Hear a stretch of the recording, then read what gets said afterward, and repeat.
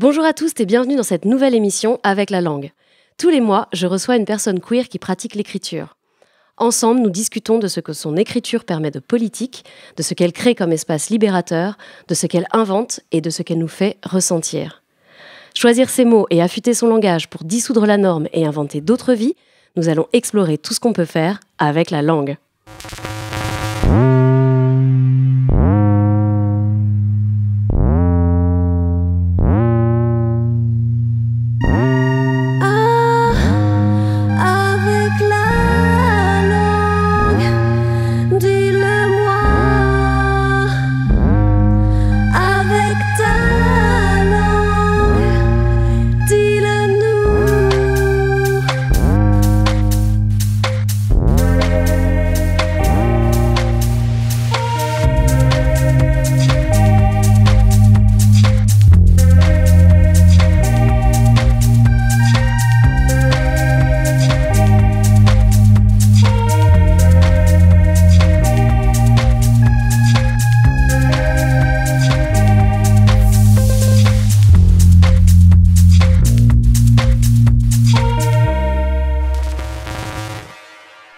Et aujourd'hui, je reçois Jules Marot et Sabrina Calvo pour parler de leur bande dessinée Hacker la peau, sortie aux éditions Le Lombard. Bonjour Jules, bonjour Salut. Sabrina. Hello. Jules, les auditeuristes te connaissent forcément pour ta BD Le bleu est une couleur chaude. Depuis, tu as poursuivi ton travail sur le lien entre intimité et politique. Et tu as aussi participé activement à la création du collectif BD Égalité pour lutter contre la misogynie et le sexisme dans le milieu de la BD. Sabrina, ton travail d'écriture prend la forme de romans, de jeux vidéo, de performances et de couture. D'ailleurs, dans tes histoires, tu utilises souvent la ville, Montréal, Belleville et ici Lyon, comme un tissu urbain avec lequel les personnages tissent des choses. Et moi, je t'avais vu au Slap Festival, le festival du livre queer et féministe à la Parole errante de main à Montreuil en 2022. Tu participais à une table ronde qui s'appelait « Queeriser la science-fiction ». Et j'avais été très inspirée et même empuissancée par ta prise de parole. Donc, je suis très heureuse de pouvoir à nouveau t'entendre. Ok. Aujourd'hui, vous sortez ensemble Hacker la peau. Est-ce que vous pouvez nous raconter ce qui se passe dans cette BD, les personnages qu'on suit et les thématiques qu'on va y croiser? Ouais, on a plusieurs thématiques. On a dû se limiter aussi. On a du polyamour queer. On a la mystique de l'eau. On a la politique antifasciste. On a la communauté comme tissu poétique aussi, j'ai envie de dire. Sabrina, est-ce que tu veux peut-être rajouter quelque chose? Oui, on a aussi une dimension magique. Faute d'autres mots, j'utiliserai celui-là. On pourrait le remplacer par une forme de spiritualité ou en tout cas une forme de saut dans la foi qui permet de passer du symbole à l'acte, en fait. De rendre concret les possibles, en fait. Ok. On va se parler de lutte, on va se parler de courants contraires, de sources cachées et aussi d'amour. Votre album, il s'ouvre par cette définition, l'imérence, non féminin, état d'adoration et d'attachement involontaire, potentiellement inspirant à un objet limérant, impliquant des pensées intrusives et obsédantes, des sentiments et comportements allant de l'euphorie au désespoir, subordonnés à la réciprocité émotionnelle perçue. Alors d'où elle vient cette définition et en quoi cette notion de limérance apporte un autre éclairage sur peut-être l'amour? Alors c'est un terme qui a été créé dans les années 70 par une psychiatre, une psychologue ou une psychanalyste, je ne sais plus. Et qui est un terme qui a infusé la société depuis. Et cette limérance-là, c'est-à-dire cet état d'être dépendant du fait d'être amoureuse. Et de ne pas comprendre qu'on l'est. Et de prendre ça et de congruer ça avec l'amour, en fait. Alors, la libérance se traduit physiquement et se traduit très concrètement dans la chair, dans la matière, dans la peau, dans le rythme cardiaque. Et c'est comme si on était frappé de limerence, en fait. Moi, j'aime bien cette idée d'être frappé, fulguré, quoi, comme si on parle de coup de foudre. Mais cet art fulgural, c'est-à-dire cet art d'être capable de canaliser la foudre, de la diriger, de la prendre sur soi, de la diriger ou de l'infliger, pour moi, c'est vraiment un endroit de danger aussi pour l'amour, parce que si on prend ça pour l'amour, on oublie que l'amour, il n'est pas forcément dépendant d'une réaction à la dopamine, en fait, c'est-à-dire au fait d'une réciprocité. Nous, on se nourrit de ça en tant que créature de désir, en tant que créature queer, j'ai envie de dire. C'est quelque chose dont on a fait nôtre un certain nombre j'irais pas ce qu'à dire de traditions, ou en tout cas d'usages dans nos communautés. Et c'est très beau parce que ça nous permet des endroits esthétiques magnifiques, ça nous permet de créer des nouvelles choses, des nouvelles relations à l'autre, de nouveaux types de non-exclusivité. Enfin, ça nous permet plein de choses. Mais quelque part aussi, ça perpétue cette idée de cette société qui assigne à la performance et à la récompense, même pas consciente, sa valeur. Donc pour moi, c'est un objet contrariant parce que du coup, moi, j'ai pas envie de cette dopamine. J'ai plus envie de cette dopamine. Et à un moment donné, c'est un endroit que j'ai décidé d'arrêter. Et du coup, est-ce qu'on est capable d'arrêter d'être liméran, consciemment ou inconsciemment? Est-ce qu'on peut transformer ça aussi et se servir de ça pour être autre chose qu'une force qui s'épuise? Et comment? Donc pour moi, il y a un enjeu énorme, en fait, à regarder ça en face. Et t'as des pistes? Si j'ai envie de rester à un endroit très biologique, très scientifique, etc., la piste, c'est, et c'est pas moi qui le dis, il y a tout un tas de chercheuses là-dessus qui ont travaillé, c'est de pas chercher à des choses qui vont aller renforcer notre dopamine, mais notre oxytocine, en fait, quoi. C'est-à-dire cette capacité qu'on va avoir à stimuler en nous le besoin de prendre soin de l'autre et le besoin d'attention, surtout. Moi, c'est surtout ça qui m'intéresse. Parce que le prendre soin, c'est compliqué, parce que quand nous, on va pas bien, on a du mal à prendre soin des autres. Puis maintenant, c'est entassé avec tout un tas de trucs de bien-être, de machin, de bienveillance, de safety. Et je pense qu'en fait, il y a un endroit dangereux là-dedans aussi. Alors que le principe d'attention, il est plus fort. C'est-à-dire, l'attention, c'est qu'est-ce qui retient notre attention aujourd'hui, qu'est-ce qui capte notre attention, et quel est l'effort que nous devons produire pour pouvoir être vraiment là pour l'autre, en fait, et être vraiment là à l'autre, et la regarder en face. Et je pense que l'amour, quelque part, il prend naissance là-dedans, en fait, dans cette capacité d'attention-là, qui est forcément une capacité d'ouverture. Donc pour moi, ça, c'est la direction, c'est ça. Mais c'est hyper dur, parce qu'on est des créatures très complexes, on est attaché à plein de choses, on est traversé par des passions, on est traversé par des signaux biologiques, on est traversé par des enjeux de communauté, par des contraintes politiques, par des traumas. Et donc du coup, c'est une chose de le dire, c'est une autre chose de le faire. Alors après, inventer des nouvelles manières de le faire, pour moi, c'est peut-être là où moi, j'ai envie qu'on travaille, en fait. Et peut-être que cet album raconte aussi ça, ce moyen, cette tentative de dire ça. C'est quelque chose qu'on a vraiment cherché à exposer, à rendre à travers ces personnages-là. C'est qu'ils ont une relation à trois, une relation amoureuse, un lien romantique très fort, où en effet, ils sont tout le temps en train d'osciller entre les enjeux de la limérance que tu as expliqué, et aussi du prendre soin, et dans un monde qui se fascise de plus en plus. Justement, donc l'amour, c'est un des thèmes centraux de cette histoire. Et dans tout votre album, l'amour n'est pas forcément peint comme quelque chose de tranquille. Au contraire, en fait, au fil des pages, on suit ces trois personnages qui sont un peu dans une sorte de dispute dont on n'arrive ni au début et dont on n'arrive pas non plus à la fin. Et je me disais, pourquoi est-ce que vous avez décidé de représenter les choses dans cet état non stable ?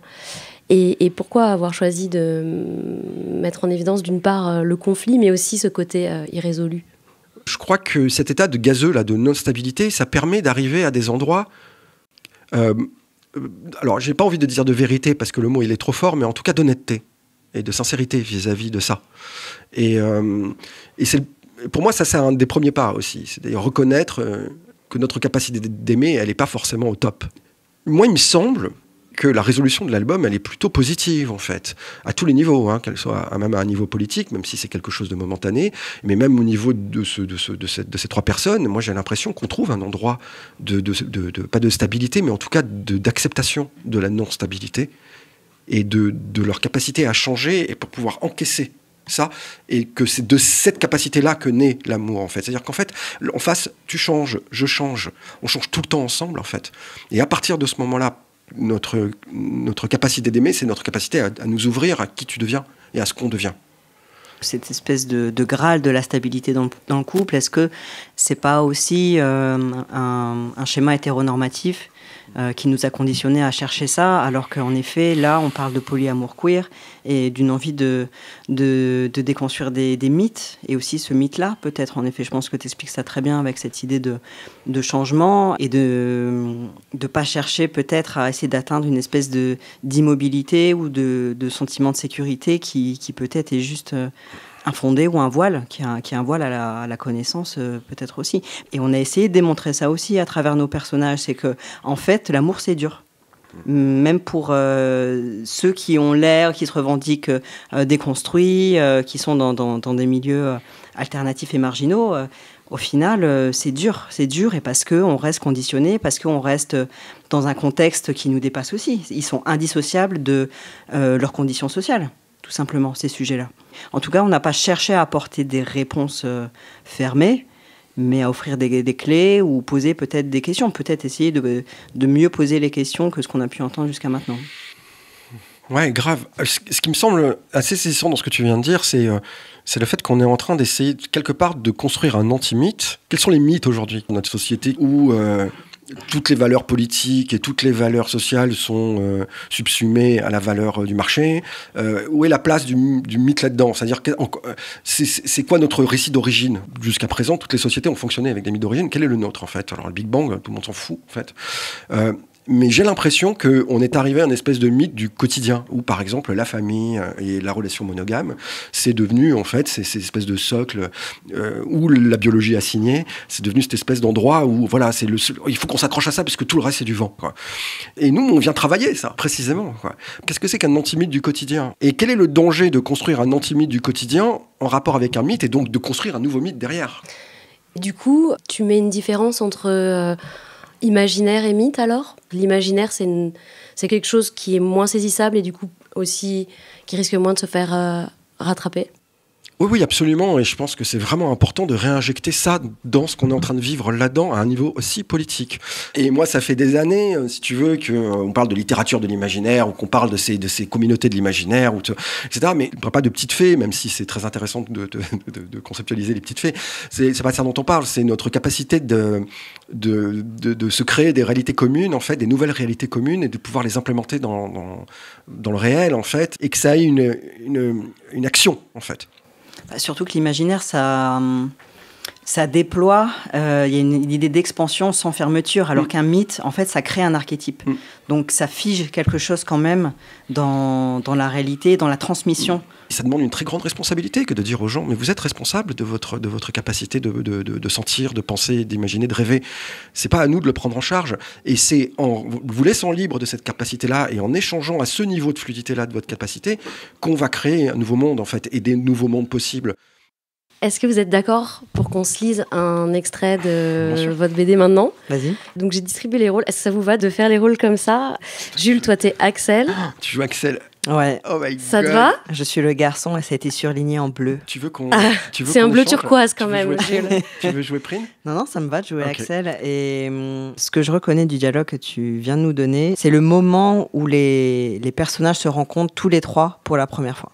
Alors, est-ce que avant qu'on se le lise du coup à 3 voix, est-ce que vous pouvez me décrire ce qui se passe comme environnement sonore? Comme ça, moi, après, en post-prod, je vais faire un habillage selon vos rêves.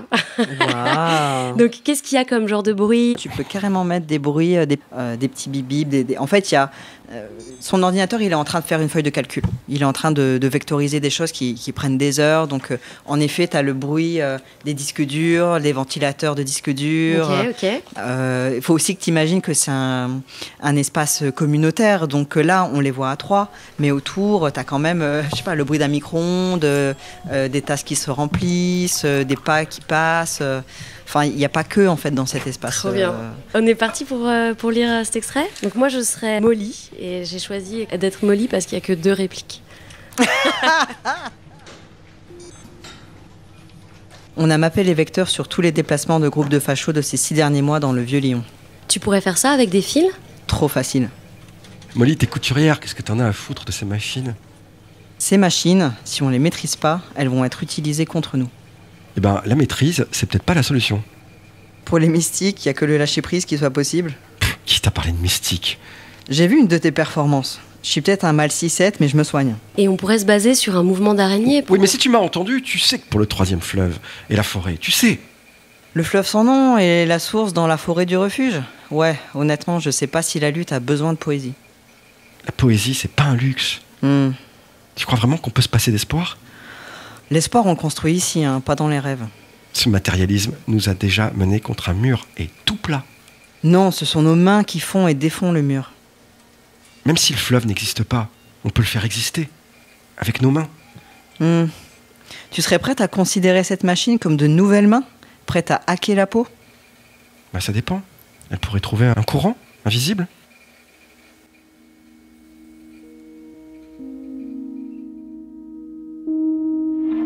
We knew we were outsiders. We knew we were outside the pale. We lived in the village. We were outsiders. We were dykes, right? A lot of us were artists.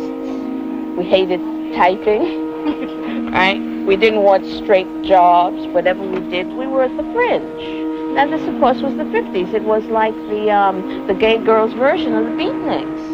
You have to remember that the lesbian gay girls, because that's what we were called, the gay girls population was a reflection of what else was going on, right, around us. And that was the era of let's pretend this is the best of all possible worlds. This is exactly what we choose, right? This is it. So like nobody talked about racism. You need to begin with a movement, which is what Black Power and the Civil Rights Movement was. Then, immediately within it, you are going to get those people whose differences are not being articulated, which is, right, us. So then there is immediately another step. La poésie n'est pas un luxe. Ce que nous faisons de nos vies, les changements que nous souhaitons leur apporter, dépendent directement de la qualité de la lumière dont nous les éclairons. C'est au cœur de cette lumière que nos idées prennent forme, ces idées à travers lesquelles nous cherchons notre magie et l'accomplissons. Voilà, la poésie est comme une révélation, car c'est grâce à la poésie que nous mettons en mots ces idées qui, avant d'être poèmes, sont sans nom et sans forme, prêtes à éclore et déjà palpables.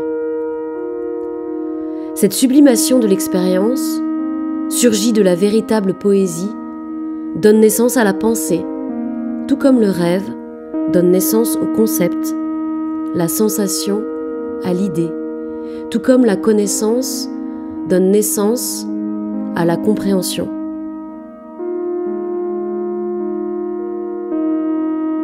En apprenant à accepter l'intimité d'un examen attentif et à s'y épanouir, en apprenant à utiliser les fruits de cet examen pour que nos existences gagnent en force, nous faisons que ces peurs qui gouvernent nos vies et nous imposent silence commencent à perdre leur emprise sur nous.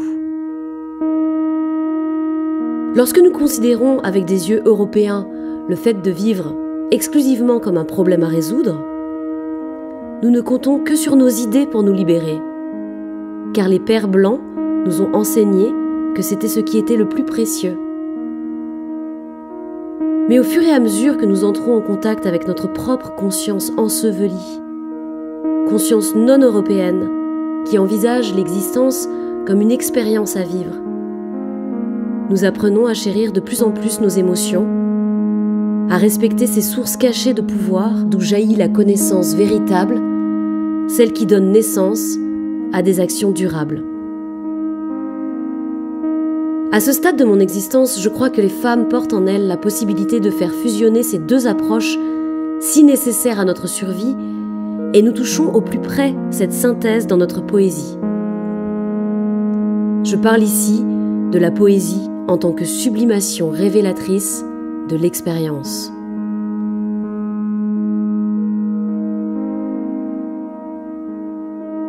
La poésie n'est pas un luxe, c'est une nécessité vitale. Elle génère la qualité de la lumière qui éclaire nos espoirs, ainsi que nos rêves de survie et de changement. Espoir et rêve d'abord mis en mots, puis en idées, et enfin transformés en actions plus tangibles.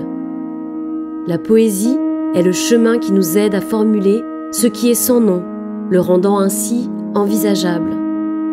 Les horizons les plus lointains de nos espoirs et de nos peurs sont pavés de nos poèmes, taillés dans le roc des expériences de nos vies quotidiennes. À mesure que nous apprenons à les connaître et à les accepter, nos émotions, ainsi explorées, deviennent des terres sacrées et fertiles pour les idées les plus radicales et les plus audacieuses. Elles abritent dès lors cette différence si nécessaire au changement et à l'élaboration de toute action sensée. Je pourrais énumérer sur le champ au moins 10 idées qui, si elles n'étaient pas nées de rêves et de poèmes, m'auraient semblé intolérables ou incompréhensibles et effrayantes. Il ne s'agit pas là d'un songe creux, mais d'une attention soutenue prêtée au véritable sens de « cela est bien pour moi ». Les pères blancs nous ont inculqué « je pense, donc je suis ». La mer noire, en chacune de nous, la poète, vient murmurer dans nos rêves « je ressens, donc je peux être libre ». La poésie cisèle la parole pour qu'elle exprime et guide cette exigence révolutionnaire, l'accomplissement de cette liberté.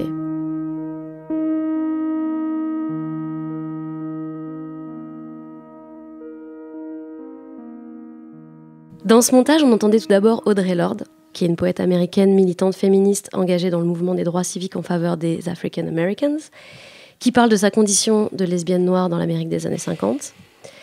C'est une archive que j'ai trouvée sur la chaîne Black Lesbians Archives. J'ai choisi cet extrait parce qu'on sent la grande force vitale dans sa manière de raconter les choses. On sent en fait la liberté dont elle parle dans le texte qui suit. Donc ce texte, c'est « La poésie n'est pas un luxe » qu'on retrouve dans son recueil « Sister Outsider ». Et la musique qu'on entend tout au long de ce montage, c'est « The Unquestioned Answer » de Laurie Spiegel, qui est une compositrice des années 70, pionnière de la musique synthétique et algorithmique, et qui a même une de ses compositions dans l'espace depuis 1977 sur le disque d'or de la sonde Voyager.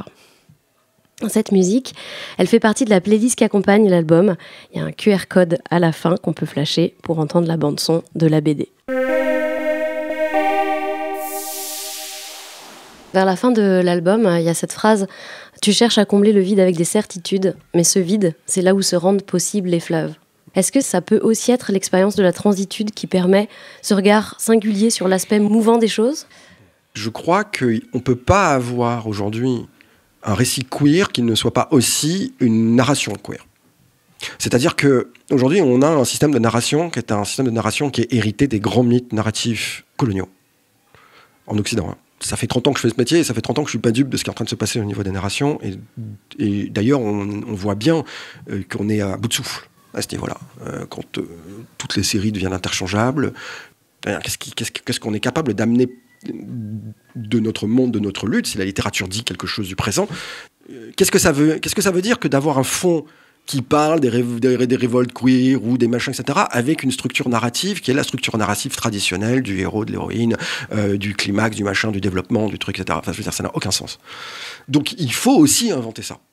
Et on l'invente malheureusement pas en le pensant. On l'invente depuis le cœur, en fait. Okay. Et ben ouais, on pense d'où on sent, en fait. Et du coup, on avance comme ça. Et on se fait confiance. Je me demande si c'est vraiment une déconstruction. Parce que je crois que c'est plutôt une construction. Parce que là, on est sur des ruines, en fait. La narration, elle ne veut plus rien dire, en fait. Netflix, ça ne veut plus rien dire. Ça n'a plus aucune force politique, ça n'a plus aucune force sociale, ça n'a plus aucune force même narrative. Enfin, je veux dire, on regarde ça, au bout de 3 épisodes, on a compris, on a fait le tour, on est fatigué, on est épuisé, c'est épuisant.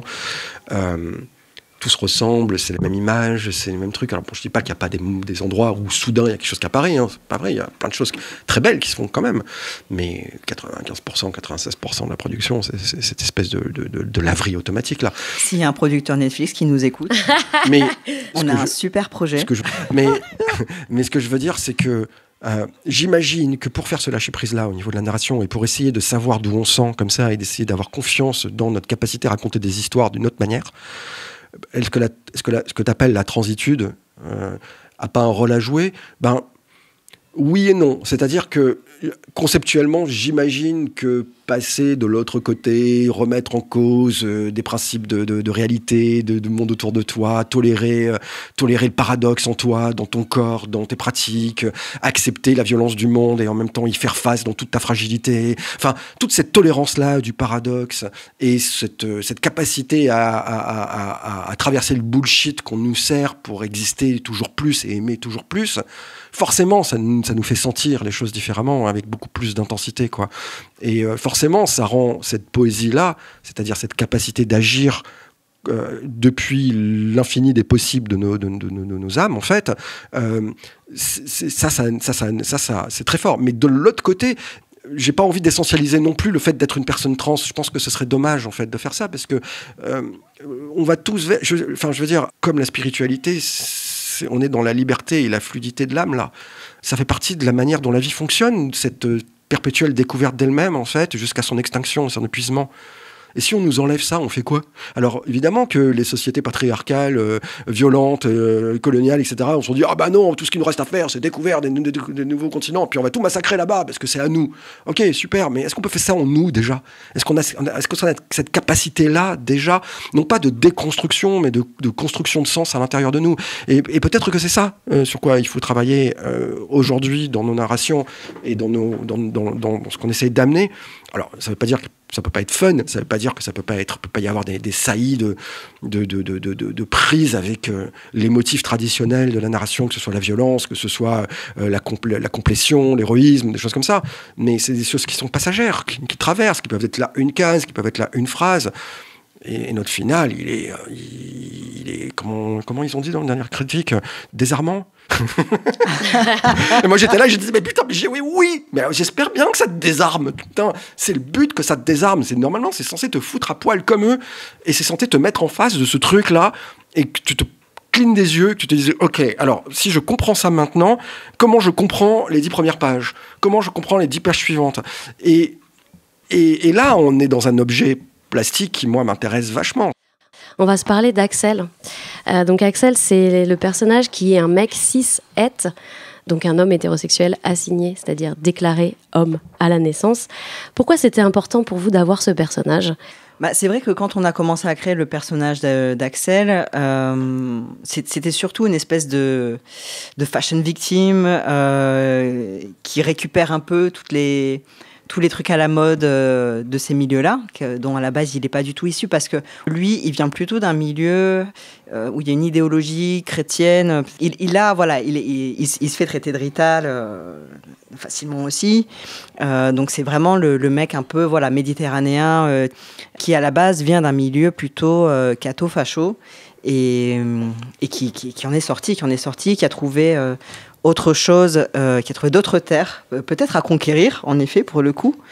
Mais on sent à quel point il est sans arrêt rattrapé aussi par toutes ses insécurités, ses doutes, ses propres colères, les conditionnements qu'il n'arrive pas encore à lui-même non plus à déconstruire spécialement, alors qu'il fait tout ce qu'il peut pour ça, en quelque sorte. Il essaie d'être vraiment le mec cis-het déconstruit parfait, mais en fait, tu te rends compte que très vite, il a une réplique complètement à côté de la plaque, souvent. D'ailleurs, en dernière quatrième de couve, enfin en dernière page de garde, on était très content de lui mettre dans la bouche et mon vernis à ongles, c'est pas antipatriarcal. Enfin, tu vois, ça c'est vraiment lui en fait. C'est que vraiment tu sens qu'il veut faire des efforts, ce mec, mais que ça marche jamais. Et je pense qu'en effet, pour beaucoup de mecs cis-het qui se revendiquent féministes ou alliés, pour eux, c'est très compliqué de se rendre compte qu'en fait, ils sont toujours à côté de la plaque malgré tout. Donc Axel, c'est un peu l'archétype de ce type de gars, j'ai envie de dire. Et c'est pour ça que quand tu te lances d'une lecture et que tu pourrais t'identifier à lui en débarquant dans ce milieu qui t'est étranger et pour lequel tu as envie d'être curieux et aimant aussi peut-être, et que tu te rends compte qu'en fait, on ne laisse pas passer la moindre gaffe que tu peux faire parce que c'est des gens qui en face ont soupé de ça tous les jours, plusieurs fois par jour, pendant des années. Mais ce que j'aime chez Axel, parce que quand même, il y a des choses qui me rebutent particulièrement chez ce personnage, mais il y en a d'autres que j'aime quand même. Ce que j'aime, c'est que il accepte quand même, je trouve, assez bien la critique et il se laisse pas démonter. Il part toujours du principe qu'il va réussir à mieux faire. Et donc, il a une forme d'espoir. Il y a quelque chose de l'espoir chez lui, je trouve, qui est à toute épreuve et qui est nécessaire pour les types de luttes et pour développer peut-être une forme de magie, en effet, parce que tu voulais parler de magie, qui pour moi est vraiment nécessaire et que j'aime chez lui. En tout cas, malgré tous ses défauts ou le fait qu'il soit à côté de la plaque, c'est un personnage que vous ne laissez jamais tomber. Et que les autres personnages ne laissent jamais tomber. Oui. Et jusqu'à la fin, jusqu'à l'emmener quelque part. On est, tu vois, ce qu'on disait tout à l'heure, entre la limérances et le prendre soin. Donc du coup, ils sont tout le temps quand même pris et épris. Ils sont épris l'un de l'autre. Je pense qu'il y a un amour profond, clairement, entre ces trois personnages, de toute manière, parce que ils en traversent des trucs ensemble. Axel. C'est celui envers lequel j'ai le plus de tendresse. Parce que il croyait dur comme fer à quelque chose. Et il s'est rendu compte que c'était du bullshit. Et il s'est retrouvé dans d'autres choses et il essaye d'y croire aussi et il n'y arrive pas parce qu'il y a des forces contradictoires en lui. Et toute la lutte de ce personnage dans ce bouquin, c'est comment sortir de l'archétype, en fait. C'est le plus archétypal de tous et de toutes. Et il n'est pas monolithique, et c'est précisément parce que l'enjeu de ce personnage, c'est de le sortir de cet archétype-là et de le rendre à l'eau, qu'il est touchant. On a tous Axel en nous, et pas le mec 6-7 blanc, c'est pas ça. On a tous cet endroit archétypal de nous. Voilà. Et qu'on pense être indépassable, en fait.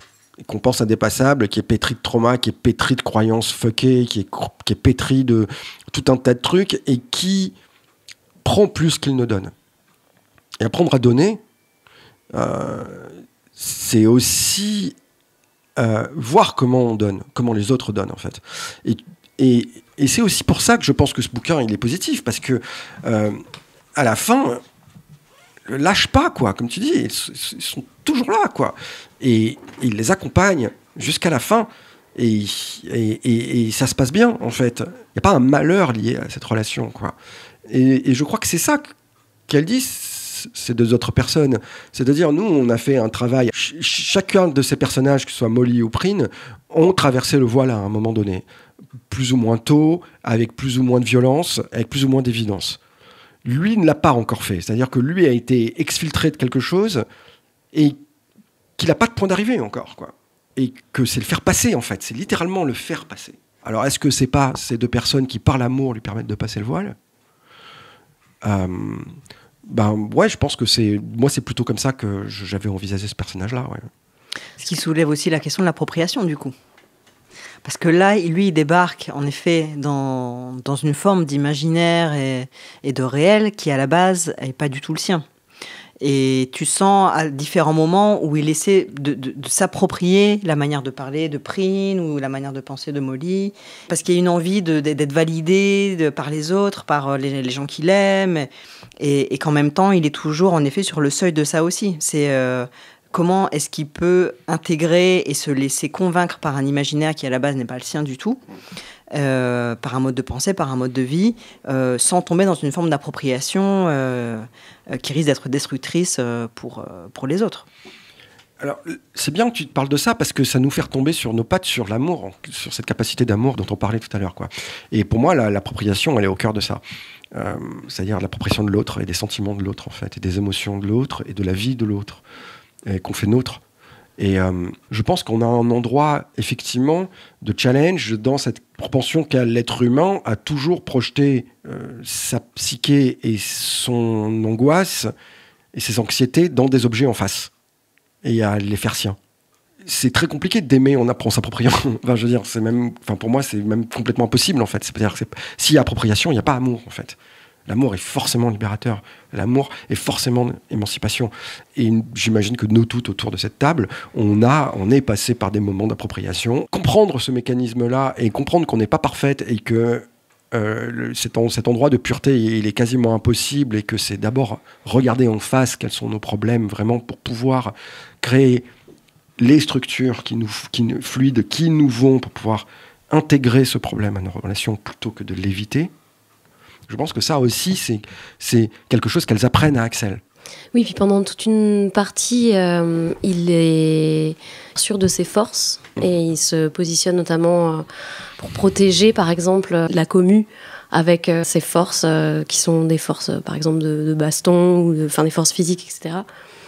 Alors qu'à la fin, il est complètement... Enfin, il remet en question le fait que ça, ce soit une force, par exemple. Il est complètement à la ramasse. Après, il passe par... De toute façon, Axel, il passe par tous les états, je pense. Il y a cette scène cruciale où Amina lui parle et lui dit... Oui. On va les citer directement parce que je pense que c'est vraiment... Ça dit tout sur ce personnage. Donc Amina, qui est donc une meuf qui vit dans le squat aussi et c'est une pote de Molly. Et à la fin, donc, elle croise... Pardon, vous m'entendez ? Et à la fin, elle le croise dans la salle. Et elle lui dit, tu sais, franchement, je saurais pas dire si tu fais tout ça exprès, que tu grattes l'amitié de la commu parce que tu veux avoir accès à nos espaces queer ou te donner bonne conscience. Mais j'ai pigé un truc sur toi. T'es pas un bouclier ni un templier. T'es qu'un gourou 6-7 qui sait rien de nos galères. Et toi, ici, t'as plus ta place. Et sa réponse de désespoir, en fait, hein, il attend. C'est, de toute façon, dans quelques heures, il faudra dire adieu à tout ça. Parce qu'il sait que les faf arrivent, en fait, quoi. Ouais. Donc c'est genre, après moi, le déluge, quoi, en fait. Donc il est vraiment, il est buggé, complètement buggé, en fait, quoi. Donc tout ce qu'il peut faire, c'est se confronter à la mort, en fait. Et ce qu'il va faire dans les pages qui suivent, d'ailleurs, littéralement. Mais justement, là, sur cette case, Jules, cette case où il y a juste un silence et son visage, toi, t'as eu envie qu'on y perçoive quoi? Parce que moi, j'y ai perçu quelque chose de cette sensibilité masculine qui ne sait pas exprimer sa sensibilité, mais qui est quand même... j'ai l'impression qu'il entend ce message et qu'il l'entend, en fait. Pas que ça lui passe à côté. Donc peut-être que c'est moi qui ai eu envie de penser qu'Axel était sensible. En fait, moi, je pars du principe que c'est pas à moi de vous dire ce que vous devez ressentir. Ok. C'est-à-dire que là, tu me parles de ce qu'a ressenti Axel, mais en fait, tu me parles surtout de ce que toi, t'as ressenti. Oui. Tu vois. Ce qui serait intéressant, c'est de voir aussi ce que certains mecs qui sont plus proches dans leur constitution d'Axel ont pu percevoir à ce moment-là. Personnellement, je pense qu'il y a quand même une forme de dédain, parce qu'il y a de la honte, tout simplement. Je pense qu'il a aussi une sorte de honte qui traîne à ce moment-là. Il sait que Amina parle de sa réalité à elle et qu'il ne peut rien dire contre ça.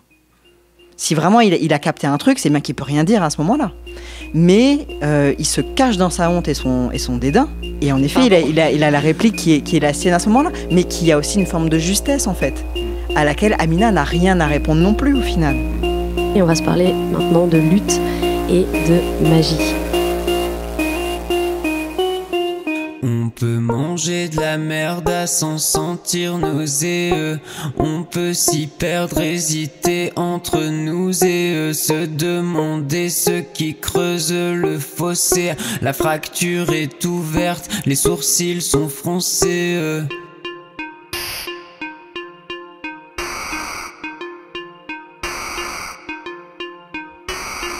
On peut regarder la vie passer, la vie dans l'écran. On peut changer d'avis, mais avant d'être grand, se décider, plus changer, plus rien d'étonnant. Le chemin est tracé, le trajet est désolant.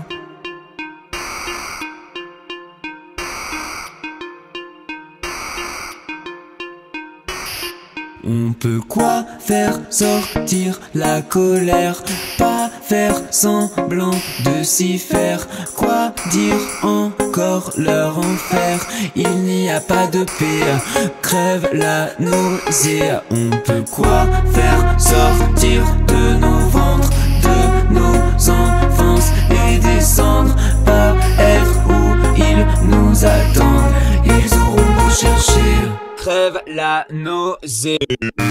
Tout casser, tout changer, tout aimer, tout lâcher, se fâcher, tout cracher, se piquer, compliquer, ce qui les expliquer, ce qu'on lit, s'appliquer, ce qu'on dit, éclater leur sourire et puis tout lâcher. Fracture ouverte, sourcil foncé, feu rouge ouvert, fuir ou foncer. Contour changé, amour mêlé, vers un détour par les fossés, être effondré, les affronter.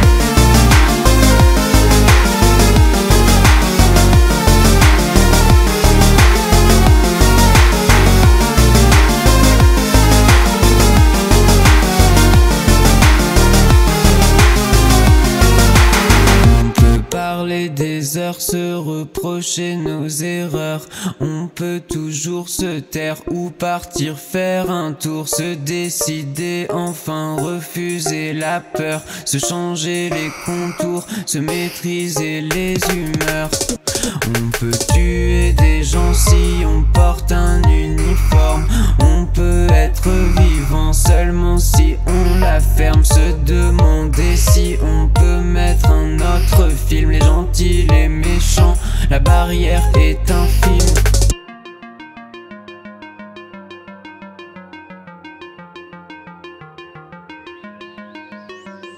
On peut quoi faire sortir la colère, pas faire semblant de s'y faire. Quoi dire encore leur enfer, il n'y a pas de paix, crève la nausée.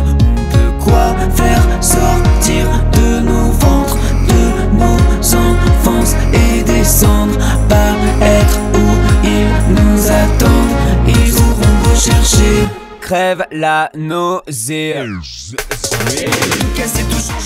C'était Crève la nausée de Klaus Tinto, tiré de son album La vie c'est comme ça, sorti en 2022 sur le très précieux label La Souterraine.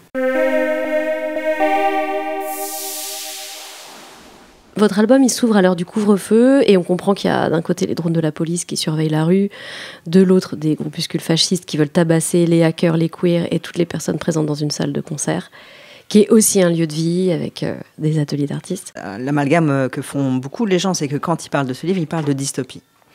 Et quand ils parlent de dystopie, ça veut dire que pour eux, le monde actuellement, il est absolument OK. Ah ouais. Pour qu'on puisse envisager que ce monde-là, qu'on décrit, soit une dystopie pour ces personnes-là, alors que pour nous, c'est déjà en fait un avant-goût de notre quotidien, en quelque sorte. Mais c'est ce qui se passe à Lyon en ce moment. Hein. Oui, donc moi, quand j'étais en train de dessiner les prototypes de drones que je t'ai envoyés après pour les dessiner, 3 semaines après, on avait le décret qui passait pour surveiller les manifestations contre la réforme des retraites. C'est pour ça qu'on parle de prophétie. C'est qu'en fait, c'est invoquer une sorte de présent qui existe déjà et qui est déjà fertile pour que ces événements-là se produisent. Et pas une dystopie. Nous, on est déjà là-dedans, en fait. En effet, quand les gens te disent « c'est quoi l'ennemi, je ne l'ai pas identifié », ah bah punaise, quelle chance. Surtout que là, on n'en a pas parlé, mais il y a la question de la technologie. C'est que nous, on estime que c'est une histoire post-cyberpunk dans le sens où on est au-delà du cyber. On est après l'usage qu'en a fait le pouvoir et comment se défaire d'une technologie qui maintenant est faite pour nous surveiller uniquement. Et je me demandais pourquoi vous avez eu envie de représenter la violence, quoi, dans son côté très matériel, presque sans distance. Non, il n'y a pas de distance avec la violence dans cet album. Il est même très violent, en fait. Hein. C'est un album qui est... je m'en suis rendu compte en le relisant la première fois quand je l'ai eu entre les mains. Il y a des scènes qui, pour moi, sont presque insoutenables maintenant. En plus, il faut remettre ça dans le contexte aussi dans lequel on a décidé de remettre l'histoire dans vraiment une réalité française et actuelle. C'est qu'au moment où on prend cette décision en 2022... à l'entre-deux tours, ce qui se passait à ce moment-là, l'année dernière, c'était l'extrême droite qui assassinait en plein jour à Paris, c'était les descentes de FAF contre les blocus universitaires, c'était les lieux LGBT qui se faisaient cramer. Donc il y a une forme de violence qui est déjà dans notre réalité à nous et qui pose la question de qu'est-ce qu'on fait de la violence dans notre convergence des luttes antifa et transféministes. C'est parce qu'en face, on a des groupuscules qui sont très organisés, qui ont de la thune, qui ont le temps, qui passent les week-ends à faire, entre guillemets, des randonnées où ils s'entraînent au tir et à l'entraînement paramilitaire. Et nous, en fait, comment est-ce qu'on va répondre à ça ? Et le livre, il pose cette question aussi, c'est que si demain, on a cette descente de FAF disproportionnée parce qu'elle est décomplexée du fait que l'extrême droite a gagné, en effet, l'accès au pouvoir présidentiel, etc., qu'est-ce qu'on fait ? Comment est-ce qu'on est préparé ? Et pour nous, c'était important, je pense, du coup, d'être un peu cru dans cette forme de violence, dans le livre, pour dire aussi, elle est là, en fait, elle a déjà lieu, et si ça se produit, qu'est-ce qu'on fait ? Ok. Et il y a aussi, en fait, ce moment où il se pose la question, est-ce qu'on arrête les concerts ? Parce qu'en fait, cette descente de FAF, là, elle va se faire lors d'un événement où on essaie d'imaginer, d'inventer quelque chose de nouveau. Et donc, la place de cet instrument-là, en fait, la place de la poésie, de l'art, de la culture, de la transmission. La question de la transmission comme instrument de lutte aussi, en fait. Regarder cette violence en face, c'est aussi un exercice. Moi, je préfère envisager le pire, et je préfère regarder ces choses-là plutôt que de devoir y réagir sans savoir ce que ça implique de traumatisant si je me le prends sans l'avoir anticipé à aucun moment de ma life, parce que je veux pas l'anticiper, parce que je peux pas l'anticiper. Il y a forcément un enjeu dans cette pratique de la science-fiction. Et c'est un enjeu qui, des fois, nous emmène à des endroits qu'on veut pas forcément regarder en face, pas forcément voir, mais qu'on est obligé de regarder de manière extrêmement claire. Voilà. Et la violence de cet album, on a besoin de dire, ok, ça, c'est bon pour tout le monde, on a compris, on a capté ça, on peut partager ça, ok, maintenant on le dépasse. Ok, il faut d'abord le représenter pour ensuite représenter autre chose. Je pense que c'est exactement ce que disait Jules. C'est aussi une forme d'organisation que de se le représenter aussi et de la prendre par nos représentations et par nous dire ok, ça on sait comment s'organiser face à ça. Ok, c'est bon, on peut continuer à avancer. C'est à ça que ça sert la narration aussi. C'est aussi que ça sert à ça la science-fiction aussi. Ça nous permet d'avoir prise avec ce qui est en train de se passer qu'on ne regarde pas forcément correctement pour tout un tas de raisons qui sont la plupart valables. Voilà. Ok. Ça va être le moment de parler de magie alors, parce que là, du coup, on s'est parlé des choses très concrètes qui existent, de la violence très concrète, et ensuite, on ouvre vers des choses de l'ordre de la magie. Est-ce qu'on peut se parler de ça ? Comment on peut ne pas s'en parler plutôt ? Parce que précisément, c'est dans l'incapacité qu'on a de dire le nom de cette chose-là que réside le grand pouvoir de ce qu'on a appelé la magie. Moi, j'ai plutôt envie de parler de notre rapport à l'invisible. On est des créatures de visible et d'invisible.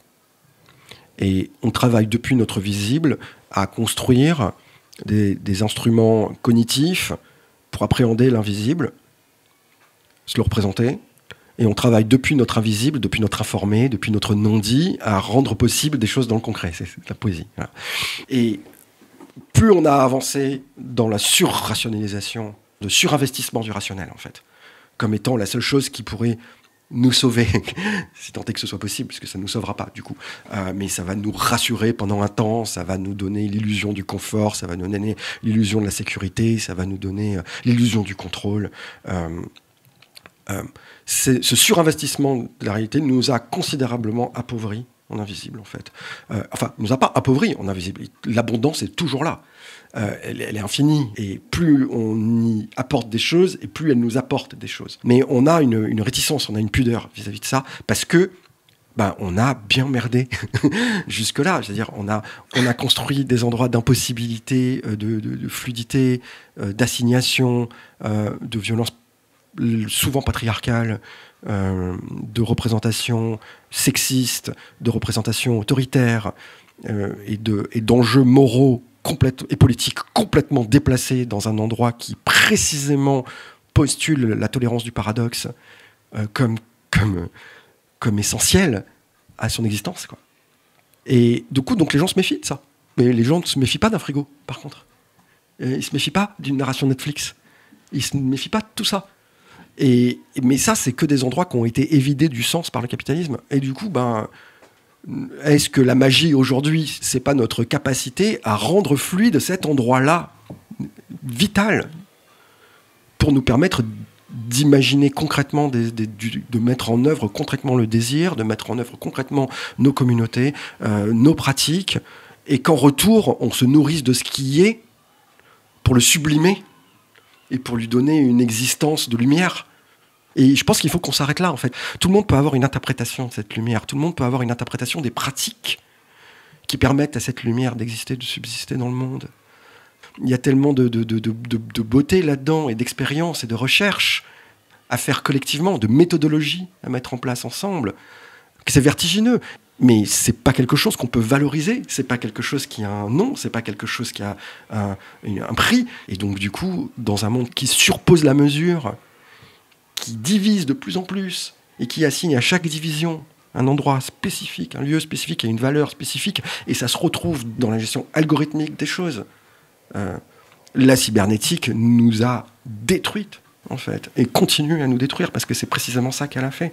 Ce monde virtuel-là, qui est devenu le pire des enfers de notre réel, en fait. Au début, il était fluide. Le rêve du cyberespace, de la fin des années 70, ce monde de lumière infinie, de possibilités infinies de l'être qui va s'accomplir, qui va trouver sa fluidité, compagnie, etc., et qui a été envahi progressivement par la pub, et qui a été envahi par la mesure, et qui a été envahi par les systèmes et par le capitalisme, etc., et qui maintenant est juste un énorme bloc de merde qui dégueule dans notre réel et qui nous oblige à penser comme lui. Je veux dire, en fait, c'est foutu, en fait. Pour rebondir sur ce que tu dis, pour moi, la magie, dans mes pratiques, c'est un monde où il y a une harmonie des éléments, sans maîtrise possible, où seule la collaboration est envisageable, du coup. Et et parce qu'on est obligé de renoncer à cette forme de contrôle et de maîtrise, mais d'être dans une fluidité de cohabitation absolue, c'est vrai que du coup, la pensée queer est la chose qui est le chemin le plus évident pour y arriver, à mon sens, à ce type de magie et de recherche d'harmonie. Là, il reste que 5 minutes, donc je pense qu'on va arrêter là. Tu vas déjà avoir beaucoup à couper. Ouais. Oui. Mais je pense qu'on a déjà plein de trucs super. Hein. Cool. Je reste un peu sur ma Ah oui, J'ai l'impression qu'il nous manque un petit truc à... Non, t'as dit tous les mots-clés qu'il faut brûler, le capitalisme et tout, hein, donc t'inquiète que le message Non, est mais clair. toi, tu l'as accepté. Avec la langue, le tour des écritures queer. C'est le moment pour moi de vous remercier, Sabrina et Jules. J'en profite aussi pour remercier Grande Zéro, un des endroits où l'action se déroule dans l'album, qui existe dans la vraie vie à Lyon et qui est un lieu primordial à la création depuis presque 20 ans. Grande Zéro qui abrite aussi la bibliothèque et archives LGBTQI+, Bras Zéro, fondée en partie par Marguerin Lelouvier, une personne extraordinaire. Merci à toute l'équipe de Gouinement Lundi et notamment Isabelle qui a assuré la technique de cette émission. Merci aux éditrices d'Avec la langue. J'espère que vous vous sentez bien ici. N'hésitez pas à venir en parler avec nous. Dans le prochain épisode, Avec la langue, je serai avec Léa Rivière chez elle, au milieu des rivières, pour parler de son livre « L'odeur des pierres mouillées ». En attendant, restez bien à l'écoute. Avec la langue, ce n'est pas terminé. On retrouve tout de suite Eva de la librairie Les mots à la bouche qui nous présente sa sélection de livres sur le thème « L'amour, la lutte, la magie ». Dans la bouche des enfers, les forces de l'ombre veulent gouverner la terre. Consultons la libraire, les livres des monstres nous guident vers la lumière.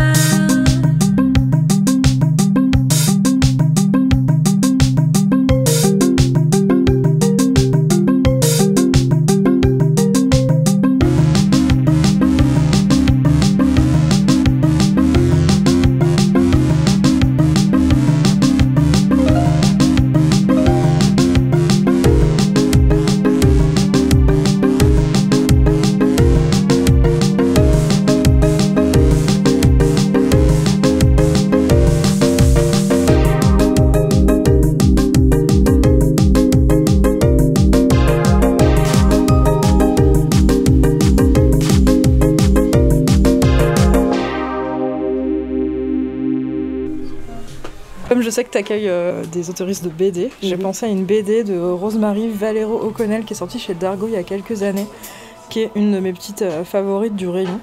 C'est une BD où il y a 3 histoires qui sont indépendantes les unes des autres, qui vont pour l'une parler d'un couple qui va se perdre dans un univers parallèle. La seconde parle d'un vaisseau qui est propulsé par les souvenirs d'une personne. Et la troisième parle d'une géante qui va se réveiller mettant en danger un lieu. C'est très très beau, c'est un trait très particulier, très américain contemporain. Si on a aimé Steven Universe par exemple, c'est ce type de trait. Okay. C'est aussi ce type de colorimétrie. On est sur des pastels avec des gros contrastes de noir, de blanc, et il y a tout un jeu sur les cases et la façon dont on utilise la page et la mise en page. C'est superbe, c'est lesbien. On aime. Puis il y a la question du lien qui est très fort en fait dans les 3 histoires. La façon dont on peut tisser des liens ou retisser des liens, même quand tout semble perdu. Ok, voilà. Trop bien. Tu peux me redire le titre ? Alors ça s'appelle Tout ce qui reste de nous, de Rosemary Valero O'Connell, chez Dargo. Le deuxième livre auquel j'ai pensé, c'est un livre qui s'appelle Subtil béton. C'est un roman qui a pour particularité d'être issu d'ateliers d'écriture collective en mixité choisie dans des lieux type squat. De ces ateliers qui ont eu lieu pendant pas mal d'années a émergé l'idée d'en faire un roman. Le roman s'appelle donc Subtil béton. Le collectif qui a porté ça s'appelle Les Agglomérés. Et en fait, on va entrer dans un monde un peu comme dans Hacker la peau, qui est un peu pire que le nôtre. Ok. Où les choses vont moins bien. En tout cas, la société, de notre point de vue, à nous, queer, plutôt à gauche, va moins bien. Okay. On est le pays où on est, qui s'appelle Franco, est replié sur lui-même. On comprend que les frontières sont très fortes, que le tracking, la surveillance est hardcore. Ça commence par une scène très dure dans un lycée avec une révolte étudiante qui va être très mortellement réprimée. Et ensuite, on va suivre différents personnages et de fait, via l'écriture collective, différentes voix qui sont même marquées en termes typographiques. Et c'est des personnes qui font partie d'un même cercle, qu'elles s'en soient éloignées ou qu'elles y retournent, qui cherchent comment trouver encore de l'espoir et des manières de lutter dans une société où tout a l'air d'être perdu, quoi. Il y a un petit peu de magie, beaucoup de lutte, beaucoup de liens, beaucoup d'amour. Pas forcément de l'amour romantique.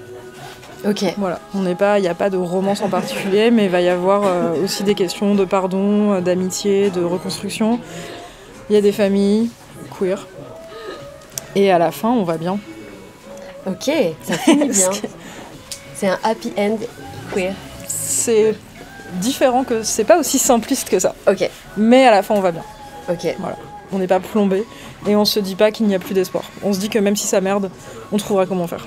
Et le dernier auquel j'ai pensé, ça s'appelle Passing Strange de Helen Cage. En français, c'est publié aux éditions ActuSF. C'est un roman qui se passe dans le San Francisco des années 40, pendant la Seconde Guerre mondiale. Donc les hommes sont au front et les femmes, qui parfois sont mariées avec des hommes alors qu'elles sont pas du tout hétéros, peuvent vivre leur vie. On va suivre un groupe de femmes qui est dans le milieu lesbien, avec également clairement de la part de l'autrice une recherche sur ce que ça signifiait d'être dans les bars lesbiens à San Francisco dans les années 40. Et toute l'intrigue, ça va être notamment comment échapper au retour des hommes. Oh. Comment on fait quand on a été marié avec un homme qu'on n'aime pas et qui est violent et qu'il va revenir de la guerre. Ok. Et là, la résolution, c'est clairement la magie. Ok. Voilà. Ce qui est intéressant en termes de magie, c'est que de fait, c'est compliqué d'être une lesbienne dans les années 40 à San Francisco, mais elles ont un gros avantage. Elles ont une sorte d'origami magique qui leur permet de se déplacer dans l'espace. Et c'est très très pratique si on veut par exemple aller au bar lesbien sans croiser la police. C'est un origami qui se plie et qui se déplie du coup ? Ouais, qui plie et déplie vraisemblablement la fabrique de l'espace. Waouh. Ouais. Bah merci beaucoup Eva. Mais avec plaisir. Au mois prochain. Mais oui, au mois prochain. Dans la bouche des enfers, les forces de l'ombre veulent gouverner la terre. Consultons la libraire, les livres des monstres nous guident vers la lumière.